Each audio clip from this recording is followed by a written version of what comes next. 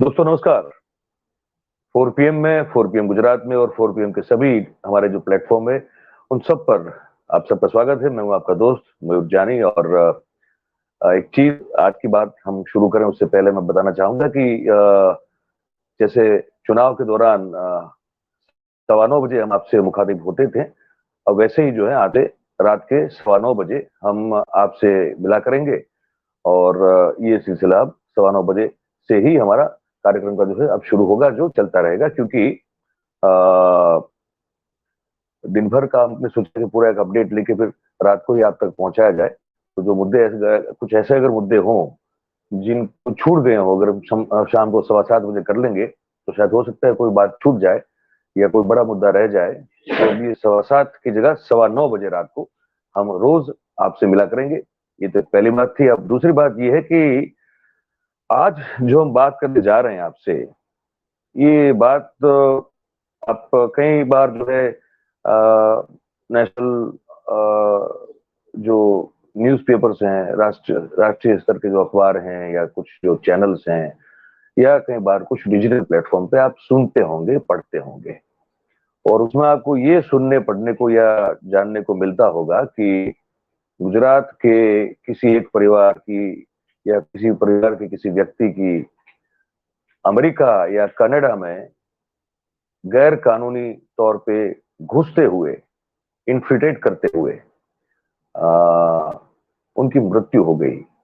एक पूरा परिवार आज से 1 साल पहले ऐसे ही जो है गैर कानूनी तौर से वहां पे घुस रहा था, और ठंड उतनी थी, और उतनी ठंड होने के कारण वो देवर फ्रोजन टू डेथ।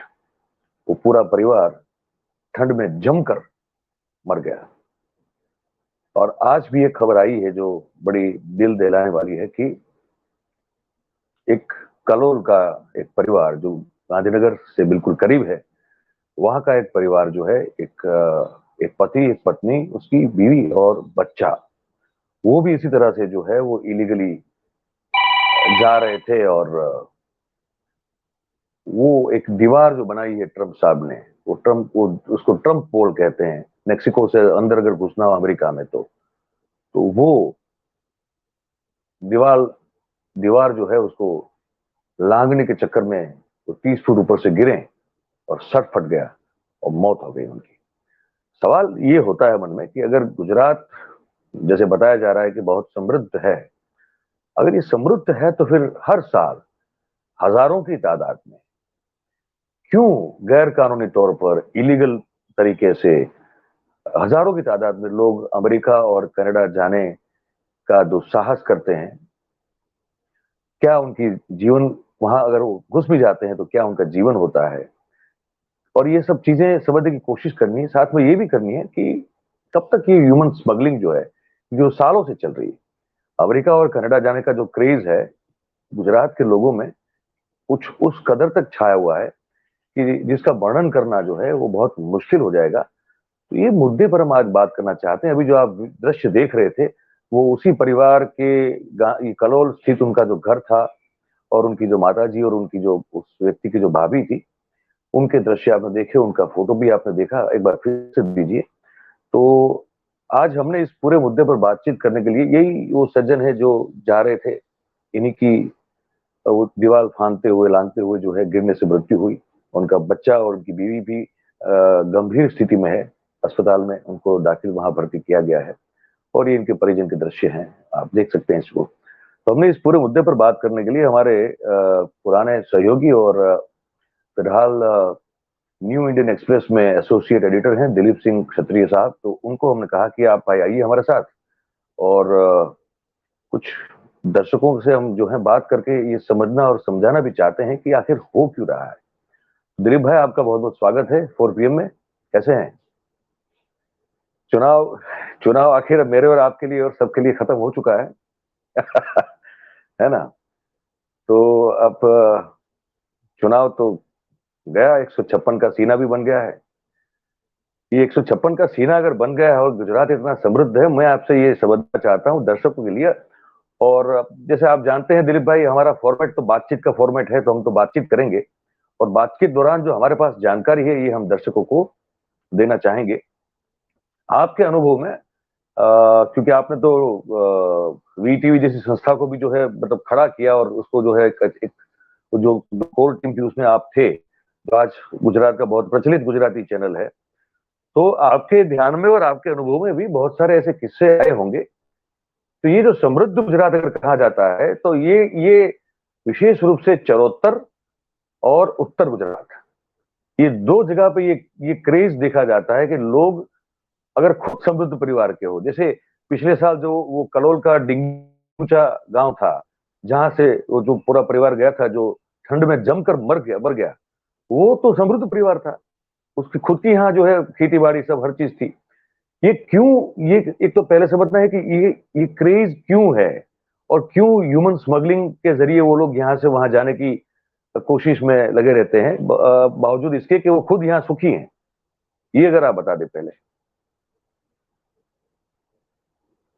आपको अनम्यूट करना पड़ेगा, आपका अनम्यूट अनम्यूट कर दीजिए इसको।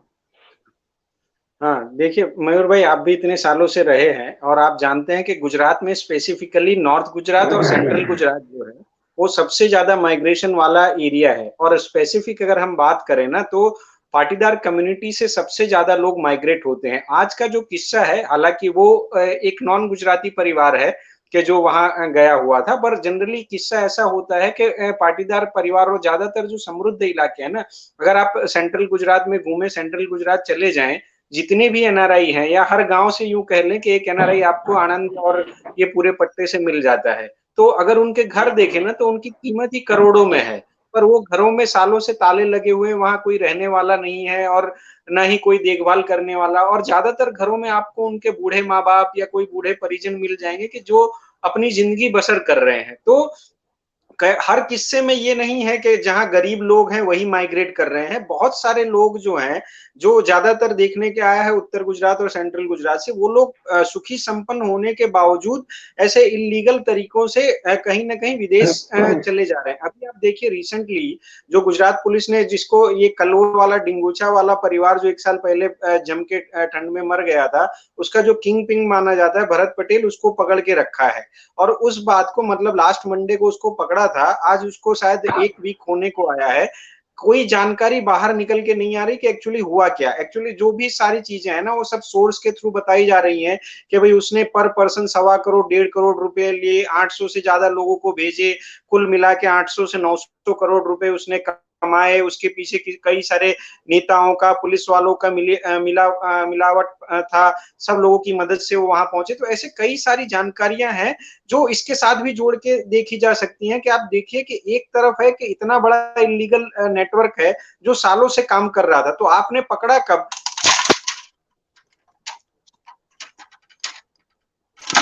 अरे भाई वहां भूचाल तो नहीं आया क्या दिलीप भाई? नहीं नहीं, भूचाल नहीं आया। शायद हमारी बात सुनने में इनको थोड़ा तकलीफ हो रहा था। मैंने कहा पता नहीं कोई फोल्ट लाइन सक्रिय हो गई हो। और, नहीं नहीं, इनको शायद हमारी बातें समझ में नहीं आ रही थी। एक्चुअली वही बता रहे थे ना हम कि जो हाँ जो जी जी, वही बताइए बता कोई रहे बात थे कि जो जो पूरा ये आप देखिए ना कि इतने साल से वो कर रहा था। 800 लोग कई एक दिन में तो गए नहीं थे। पूरा नेटवर्क जो था वो कई सालों से चल रहा होगा, तब जाके आपने उसको कब पकड़ा? जब वो पूरा कनाडा वाला केस हुआ, इंटरनेशनली आपके ऊपर क्वेश्चन रेज हुए, तो ये सारी चीजें हुई, तब जाके आपने पकड़ा। तो सबसे पहला क्वेश्चन है कि ये इलीगल इमिग्रेंट वाला जो पूरा मामला है ना, ये ऑपरेट कैसे होता है और कैसे इतने सालों तक सरकार या पुलिस या किसी के ध्यान पर नहीं आया। दूसरी सबसे बड़ी बात है जो आपने कहा कि माइग्रेंट वाली, तो आप अगर जाने तो लगभग मैं मानता हूँ 6 महीने पहले नितिन पटेल ने एक फंक्शन में बहुत ओपनली कहा था कि भाई नौकरी की तलाश में या फिर बड़े लाखों करोड़ों रुपए खर्च करके, ये उन्होंने ऑफिशियली कहा था, जो बाद में उन्होंने पलटा अपना बयान। बाद में कहा कि भाई मेरा कहने का मतलब ये नहीं है कि उनके बयान पे हर्ष संघवी ने रिएक्ट भी किया था कि गुजरात में बहुत सारी समृद्धि है। ये सारी चीजें हुई, तो इसी के पीछे अगर आप देखें ना, तो ये दिलीप भाई ये बयान जो है हमको थोड़ा, क्योंकि हमारे जो हिंदी भाषी दर्शक जो है, हिंदी समझने वाले, तो गुजरात में बहुत सारी घटनाएं होती है जो उन तक क्योंकि वो गुजराती में बोली जाती है तो उन तक ठीक से वो पहुंचती भी नहीं है।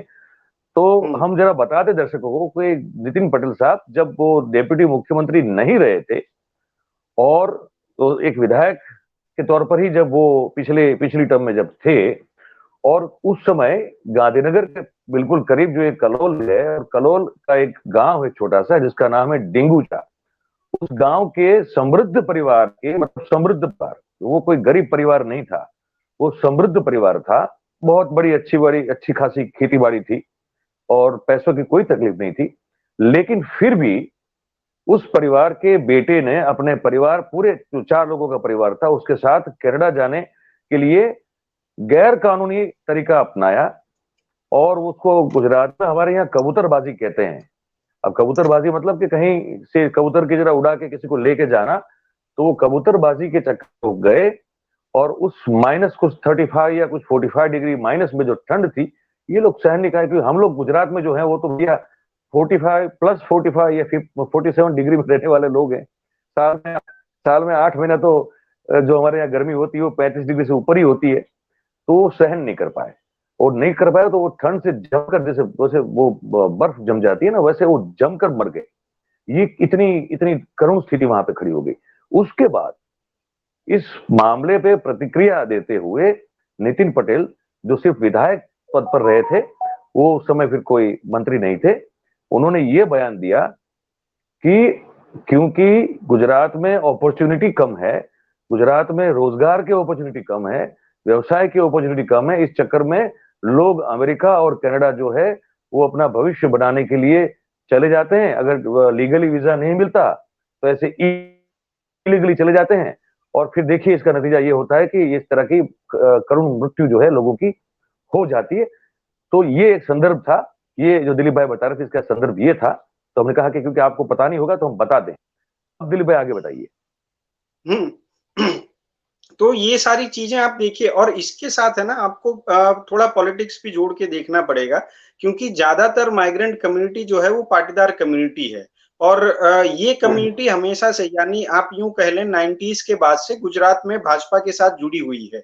तो कहीं ना कहीं इनको एक शेल्टर, या यूं कह लें कि इनका जो पूरा एक चक्कर है वो भाजपा के साथ डायरेक्ट इनडायरेक्ट जुड़ा हुआ है। अभी आप हालांकि अभी के परिणाम देखें तो पूरे पाटीदार इलाकों में भाजपा ने बहुत बड़े पैमाने पे जीत हासिल की है।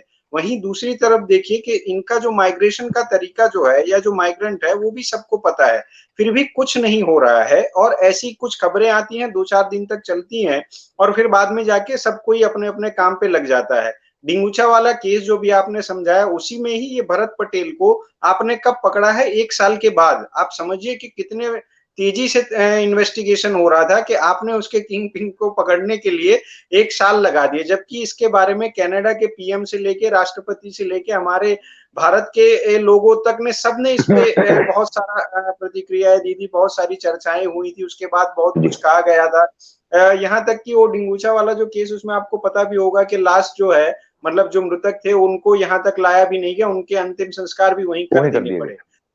हाँ, तो ये सारी चीजें हुई, और आज फिर से वही हुआ है, और फिर से वही चीज, मतलब 1 साल अभी पूरा नहीं हुआ, और वहां पे फिर से आपको एक ऐसी बुरी खबर। आप देखिए कि जो उनके साथ परिवार था उसमें एक छोटा लड़का था, शायद वो लोग फॉर्चुनेटली बच गए हैं, पर जो जिसने खो दिया परिवार को, आप देखिए उनकी माता का या उनका घर देखिए, जो अभी आप विजुअल दिखा रहे थे, तो ये कोई इतना समृद्ध परिवार नहीं है कि जो नहीं टिक पाएगा। मैं बताऊं इनका, इनके इनके इनके बारे में जानकारी है हमारे पास, बता दे दर्शकों को कि कौन थे। तो ये जो है गांधीनगर का जो एडिशनल कलेक्टर हैं भरत जोशी जी, उन्होंने ये जानकारी दी है, साझा की है कि ये जो सज्जन थे परिवार के साथ गए थे, इनका नाम था ब्रिज कुमार यादव। और ये जीआईडीसी जो है कलोल के पास, बहुत बड़ी एक जीआईडीसी, मतलब गुजरात इंडस्ट्रियल जो हमारा ये एरिया कहते हैं, जिसको डेवलपमेंट कॉर्पोरेशन कहते हैं, तो वहाँ बहुत सारी इंडस्ट्रीज बनी होती है। तो उसमें ये ब्रिज कुमार यादव काम करते थे, और वो छतराल में ही भाड़े के मकान में रहते थे। और गैर कानूनी तौर से इस तरह से जो कबूतरबाजी करने वाले एक व्यक्ति हैं, केतुर पटेल नाम है उसका, और वो उनकी भूमिका बड़ी शंकास्पद अभी मानी जा रही है। और ये जो ब्रिज कुमार यादव हैं, उनके पिताजी बीबी यादव जो है वो टेलीफोन एक्सचेंज में जॉब करते थे। बड़ा मध्यम वर्ग का परिवार है, और वो भी 7 साल पहले रिटायर्ड हो चुके हैं। तो ये इनका एक बैकग्राउंड हो गया। और ये बताया जा रहा है कि 1.25 करोड़ रुपया जो है गैर कानूनी तौर से घुसाने में अमेरिका में 1.25 करोड़ का चार्ज जो है वो चल रहा है अभी, और उन्होंने वो कुछ कैसे भी करके दिया हुआ था। ये भी जानकारी हमारे सामने आ रही है। अब दिलीप भाई आप कंटिन्यू करें प्लीज। तो इसी में देखिए कि ये पूरा जो है ना, पहले हमें ये समझना पड़ेगा कि ये अपॉर्चुनिटीज, पहले ये लोग माइग्रेंट मतलब जाते क्यों हैं, या यूं कह लें कि इतना समृद्ध गुजरात और सारी चीजें होने के बावजूद ये लोग छोड़ के क्यों जाते हैं। दूसरा सबसे बड़ी बात है कि अगर ये लोग इलीगल तरीके से जाते हैं तो ये परमिशन ऐसे तो होती नहीं है ना, क्योंकि ये सिर्फ देश का मामला है नहीं, ये पूरे देश से लेके विदेश तक जुड़ा हुआ है, तो इसके तार तो नेशनल इंटरनेशनल सब कुछ जुड़े हुए हैं। तो आप ये इनको कैसे मतलब एक्सेस मिल पाता है, या ये कैसे यहाँ से वहां जा पाते हैं, या यूं कहें कि ये पूरा चेन कैसे काम करता है, पहले आपको उसको ब्रेक करना पड़ेगा, और क्यों नहीं हो रही है उसके पीछे के रीजंस भी हमें पहले जानने पड़ेंगे कि अभी तक ये चेन हो क्यों नहीं पा रही है।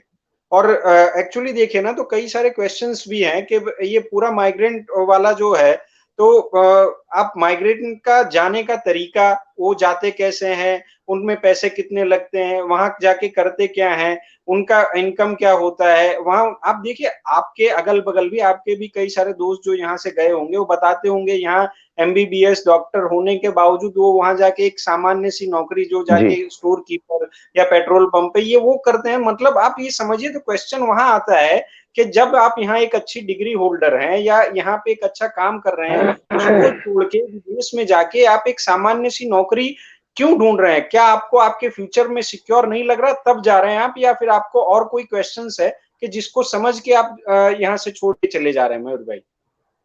बहुत सही बात है आपकी, और मैं कुछ फैक्ट्स और फिगर और कुछ कोट भी देख रहा था जो रिकॉर्ड में अपने पास पड़े हुए हैं। ये वही मैं अगर उन्हीं के जबान में उन्हीं के शब्दों में कहूं, डिंगूचा वाली जो घटना हुई 1 साल पहले, जगदीश पटेल और उनका पूरा परिवार जो फ्रोजन टू डेथ हो गया, उनके पिताजी का एक वर्जन है जो मेरे पास है, उस समय का उन्होंने दिया हुआ था। तो उन्होंने कहा कि उनके पिताजी का नाम बलदेव भाई है, तो उन्होंने कहा कि यहाँ बहुत काम हमको, मतलब अपनी बात कर रहे थे कि यहाँ काम तो है, पर वो काम करना पसंद नहीं है, और देखा देखी बहुत है। मतलब कि वो कहता है ना, जो जो एक हाँ, कंपैरिजन करना एक दूसरे के साथ, और कौन स्टेटस वाली बात की कौन। अच्छा, अमेरिका में जो रहता है उसका स्टेटस बहुत बड़ा है, कनाडा में जो रहता है उसका स्टेटस बहुत बड़ा है। तो ये जो सुपरफिशियल माइंडसेट जो है हमारा, जो मैं बार बार कहता रहता हूँ कि हमारी सबसे बड़ी बीइंग गुजराती, अगर सबसे बड़ी एक कमी है तो वो ये है कि एक सुपरफिशियल माइंडसेट से हम चलते हैं, और अब पता नहीं हम अपना घर ठीक है कि नहीं वो देख नहीं पाते, लेकिन ग्लोबल ही हम रहते हैं। और स्टेटस वाला चक्कर बहुत बड़ा है कि यार वो अमेरिका में है तो फिर मैं क्यों नहीं, वो कनाडा में है तो मैं क्यों नहीं।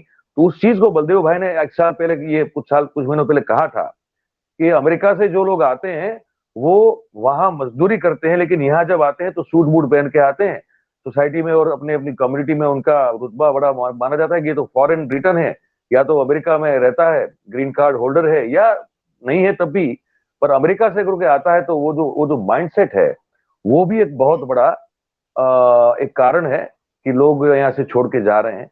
पर दूसरी एक और बात ये भी है दिलीप भाई, कि जो समृद्ध लोग यहाँ से छोड़ के जा रहे हैं वो तो देखा देखी में जा रहे हैं, चलिए, लेकिन ये जो नीतीश कुमार यादव जैसे जो लोग जा रहे हैं, जो बड़े मध्यम वर्ग के लोग हैं, जिन तो वो एक एक रिपोर्ट में पढ़ रहा था, मैं आपको बताऊं, एक रिपोर्ट मेरे पास थी, मैं एक सेकंड रुकिए, मैं उसको, उसमें आंकड़े दिए गए हैं, कुछ बड़े गजब के आंकड़े हैं, और रिपोर्ट की जो है मैं आपको बता दूं कि ये मतलब कोई विथ सोर्स बता दूं, टाइम्स ऑफ इंडिया ने एक बड़ी अच्छी स्टोरी की हुई थी कुछ समय पहले।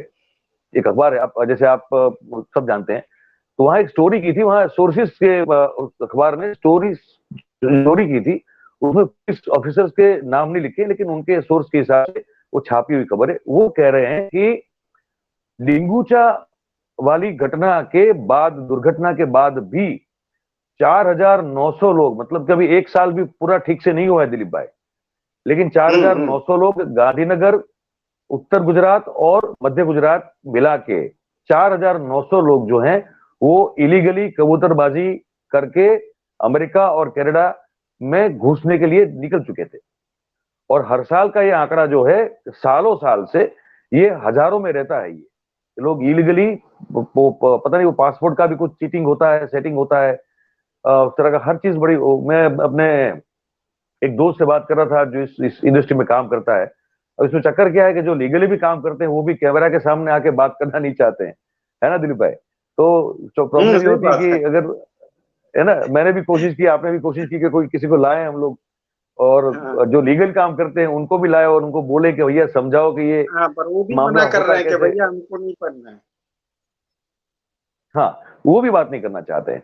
तो अगर हम्म, 4,900 लोग ये देखने के बाद भी इलीगली चले गए हैं, ये पुलिस कहती है, तो कि चार वो घटना के दुर्घटना के बाद जिसमें 4 लोग, एक पूरा परिवार, जगदीश पटेल समेत पूरा परिवार ठंड के मारे कुल्फी की तरह जम के मर गया, ये कितनी करुण घटना है। ये देखने के बाद भी 4,900 लोग उड़ के चले गए हैं कबूतर की तरह। तो ये सब समृद्ध नहीं है, ये भी बताया जा रहा है कि बाकी कुछ है, लेकिन बहुत सारे मिडिल क्लास लोग हैं, वो पैसे का जुगाड़ कर रहे हैं। बोले 60-60 65-65 लाख रुपया पर पर्सन निकालना पड़ता है, और फिर वहां, यहां से वहां घूम घूम के जा रहे हैं। कोई कह रहा है कि एक तुर्की का, एक टर्की का रूट है, वहां से कुछ कुछ इस तरह से आपको ले जाया जाता है। कोई कह रहा है कोई एक ग्रीस ग्रीस का रूट है, ये जो सोर्सेज से बात कर रहा हूं मैं, तो कहता है वो ग्रीस से भी ले जाया जाता है। और अलग अलग उस तरह के कुछ 2 या 3 रूट बताए गए।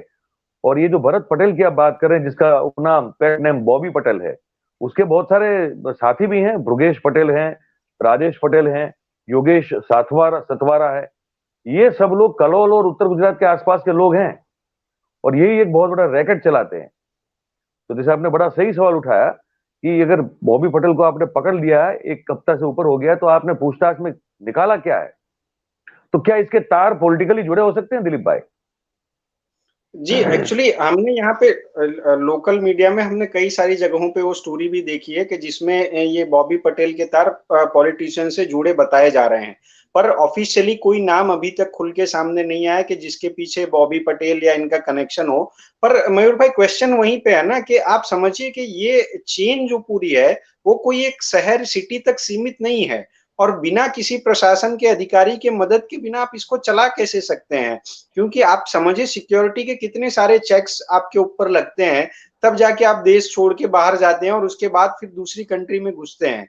तो और ये सारे चेक्स मतलब बिना किसी ऑफिशियल अथॉरिटी के परमिशन के कैसे पास हो जाते हैं? आपने जो अभी 4,000 वाला फिगर बताया, हम वही मान के चलें कि पिछले 1 साल में 4,000 लोग चले गए।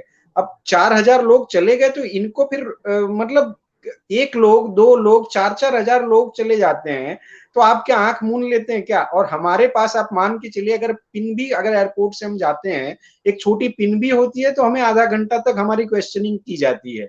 तो ये लोग कैसे चले जाते हैं ना, तो वो क्वेश्चन तो वहीं पे खड़ा हुआ है ना कि भाई भरत पटेल को तो आपने पकड़ लिया, पर उनके बाद जो उनके, क्योंकि वो अकेला तो आप मान के चले मयूर भाई कि वो अकेला तो कर नहीं। नहीं सकता नेटवर्क, और वो अकेले तो ले जाके हर किसी को छोड़ नहीं आता है वहां पे ले जाके। पूरा एक टीम होगा, पूरा एक नेटवर्क होगा इसके पीछे।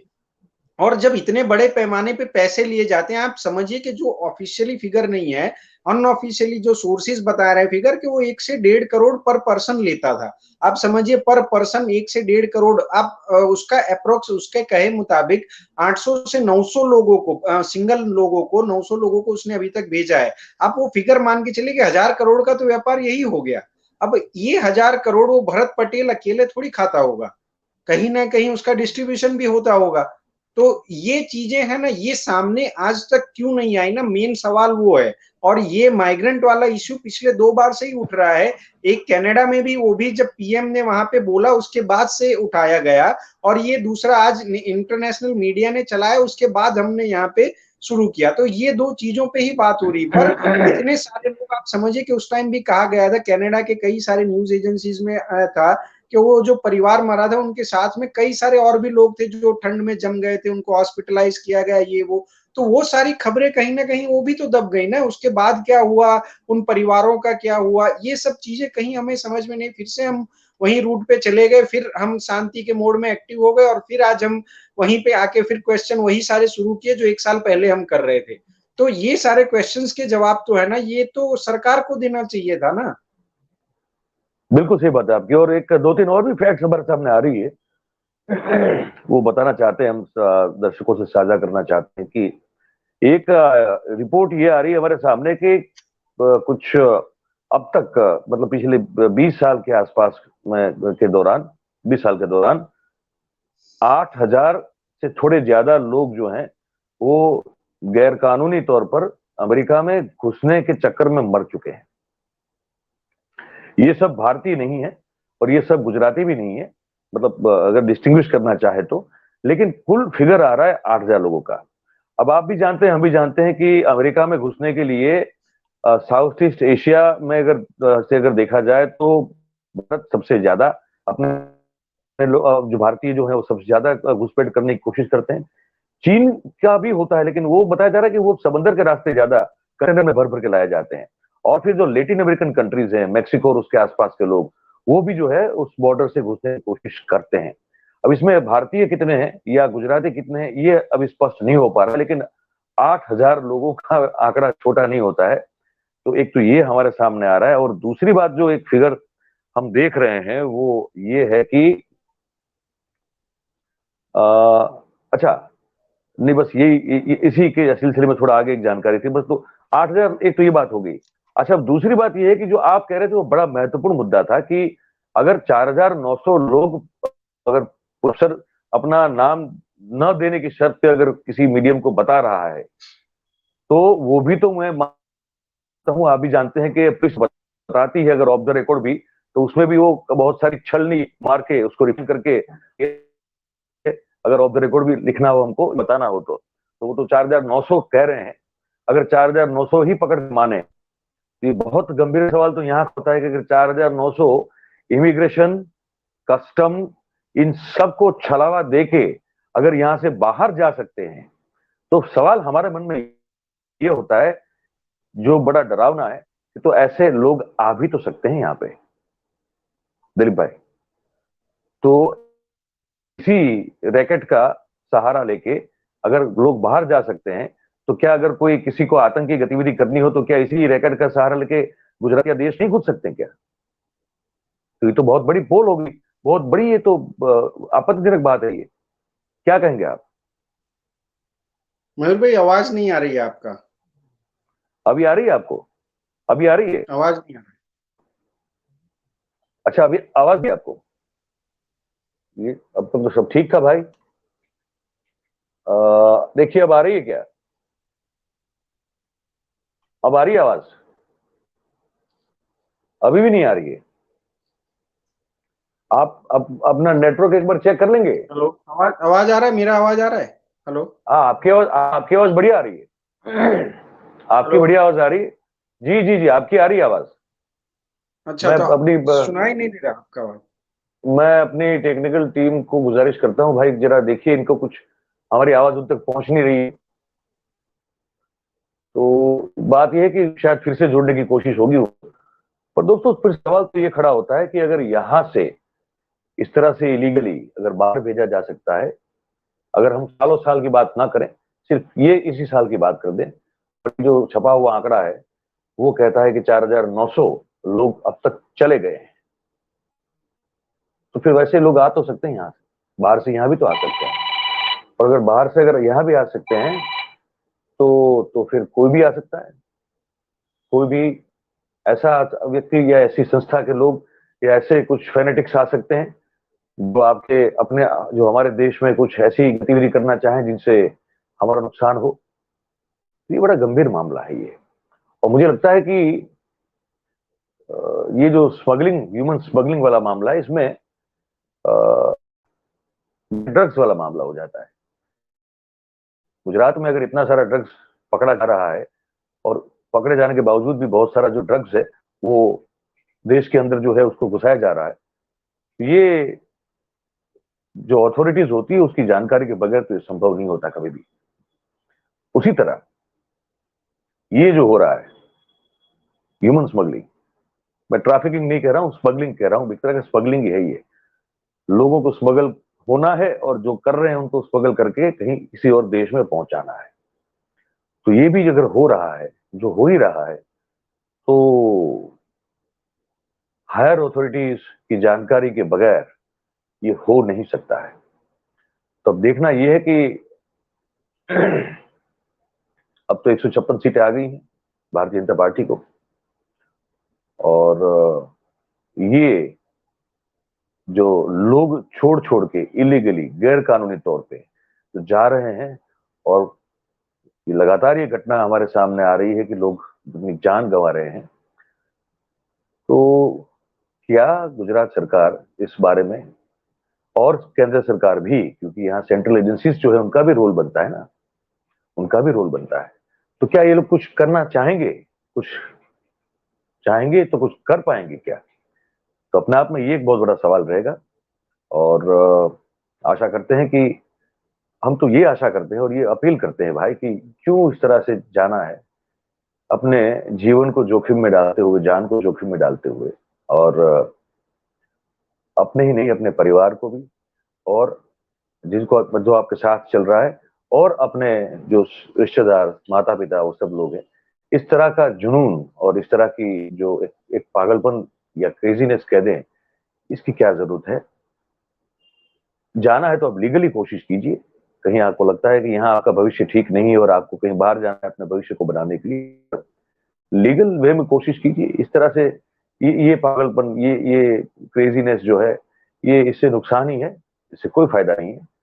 तो सरकार तो पता नहीं अपना काम कब करेगी और कैसे करेगी, और करेगी तो कितना ठीक करेगी, लेकिन समझदारी से अगर हम जो है जनता जो है, जो लोग जाना भी चाहते हैं बाहर, तो वो कम से कम समझदारी दिखाए और अपने खुद के भविष्य को और वर्तमान को, दोनों को अगर जो है खराब ना हो, खराब ना हो मतलब कि जो लोग को जान जा रही है लोगों की, और वहां जो घुस भी जाते हैं वो लोग भी कोई अच्छी स्थिति में होते नहीं वहां पे, वो सब काम करना पड़ता है जो आपने कभी यहाँ रहते हुए सोचा भी नहीं है।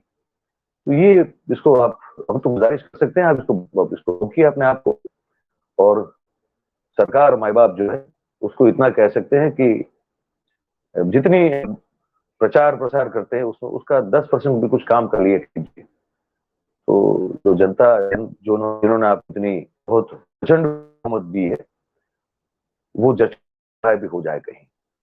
तो यही है आज के लिए, तो बस ये कार्यक्रम है, ये मुद्दा था, इस पर हमने बात की भाई। और बस गुजारिश है कि काम जो करते हैं हम, आपको अच्छा लगता हो तो उसको जरूर लाइक कीजिएगा, और सब्सक्राइब नहीं किया है तो कर दीजिए, और अगर आपके आसपास के लोगों ने नहीं किया तो उनको भी करो। और अगर अच्छा लगता है हमारा काम जो हम आप तक पहुंचाते हैं, कार्यक्रम अच्छा लगता है, तो फिर आप इसको शेयर भी कर दिया कीजिए। बस रोज रात 9:15 PM पे हम मिला करेंगे आपसे, और गुजरात, और हो सकता है कई बार जो है, कुछ बार कुछ राष्ट्रीय ऐसे मुद्दे हो, उन पर भी आपसे लगातार हर रात बातचीत होगी। लेकिन शनिवार रविवार 2 दिन हम आपसे मिल पाएंगे, 2 दिन जो है छुट्टी का और अवकाश का रहेगा। सोम से शुक्र जो है ये हम मिलते रहेंगे आपसे, ये वादा है। बहुत बहुत धन्यवाद, नमस्कार।